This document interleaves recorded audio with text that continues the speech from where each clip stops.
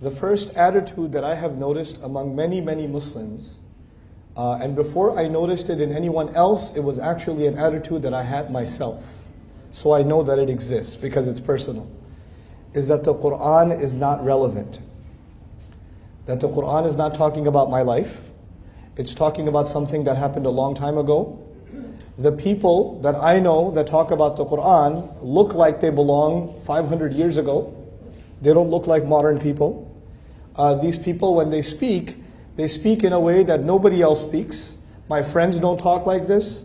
My colleagues at work don't talk like this. My professors at school don't talk like this. As a matter of fact, you could be friends with a khatib. And when you're talking to them, they talk to you perfectly normally. But as soon as they get up on the minbar, they talk differently. They talk like they belong in a different time. And it becomes almost disconnected from you. So the first impression I had of religious conversation, Quran, Sunnah, the whole bit, the whole thing, was that this does not belong in this time. This is some old thing. And this is for people that are old-minded. You cannot have this religion and live in modern times. You cannot combine those two things. It's impossible. That's number one. And as a matter of fact, even in so many lectures that I heard, all they talked about was how bad these times are and how good the old times used to be.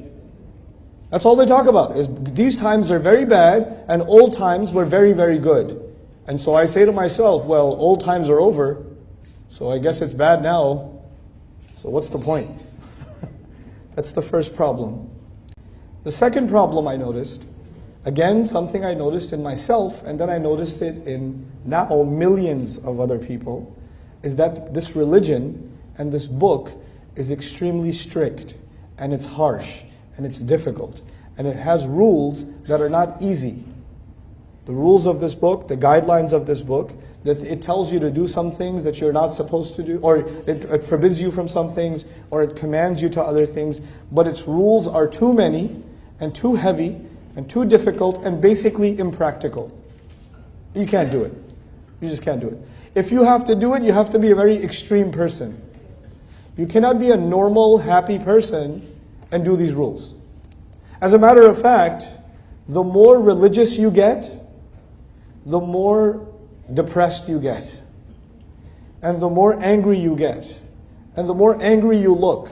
So all the religious people I know are really angry people.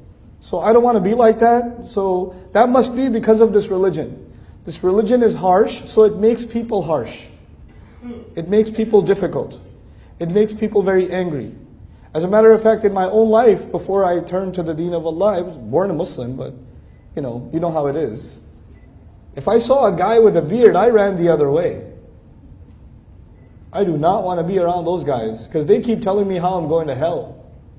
Or they're just going to tell me to do something like go make salat. Or, hey brother, why do you have this? Why are you dressed like that? What are you listening to? What are you watching? Stop. I don't want to talk to you. Just leave me alone. Let me eat pizza.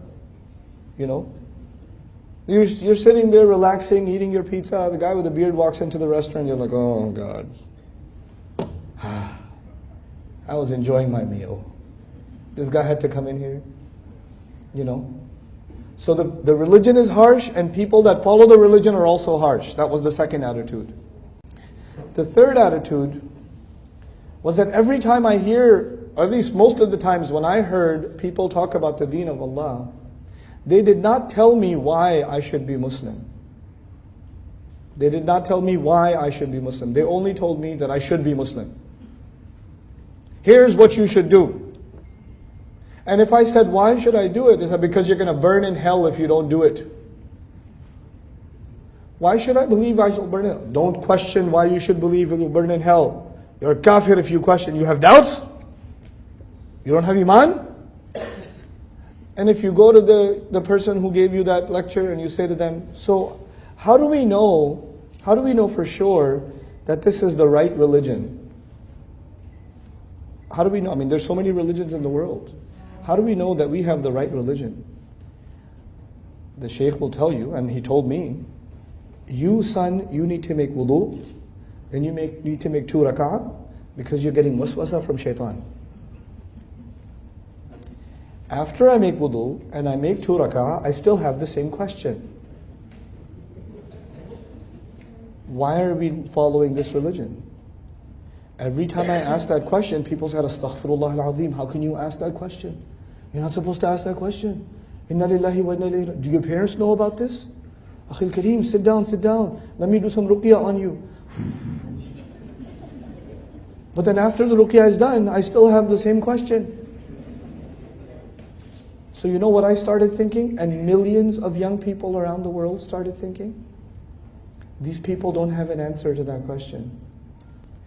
These people, number one, they want you to live like you live, they don't want you to live in 2015, they want you to live in 1275. They want you to live in the time of Umar ibn Khattab radiallahu anhu. That was number one. It's irrelevant for this time. Number two, they're extremely harsh. And number three, they don't want to answer my questions. They think my questions are evil. These three reasons are enough, more than enough, for someone to want nothing to do with Islam.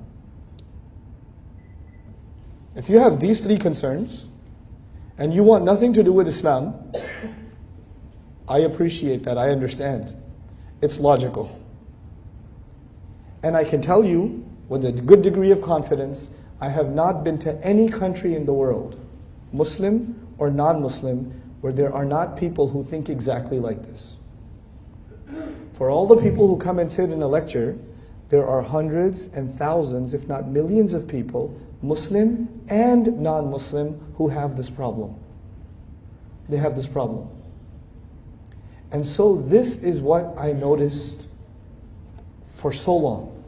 And I stayed away from the Quran for so long in my life for one reason. It doesn't have to do with my time. It's harsh. It's not going to answer my questions. How are my questions? I have questions. I went to college in New York City. I took a philosophy class.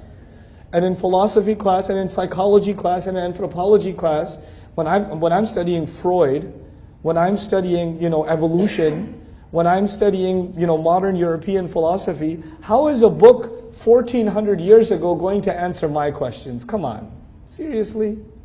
It's not going to have answers to my questions, So I have no reason to go to this book.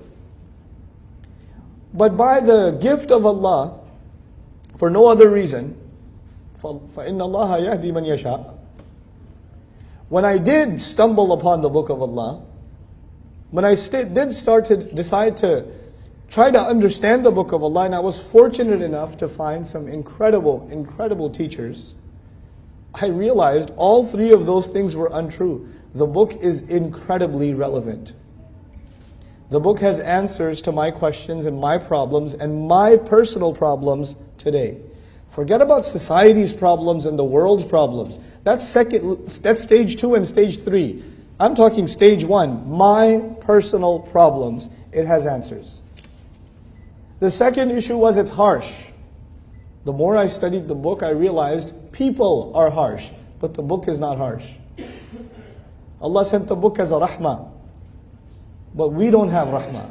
So when we talk about the book, but we take out the rahmah. That's what we do. Allah's book doesn't do that, we do that. Okay, we're intolerant. We're intolerant. And I'll talk about that a little bit later, some more. And then the third problem was that people don't want to answer my questions. I have questions and they say, Astaghfirullah, this is from shaitan.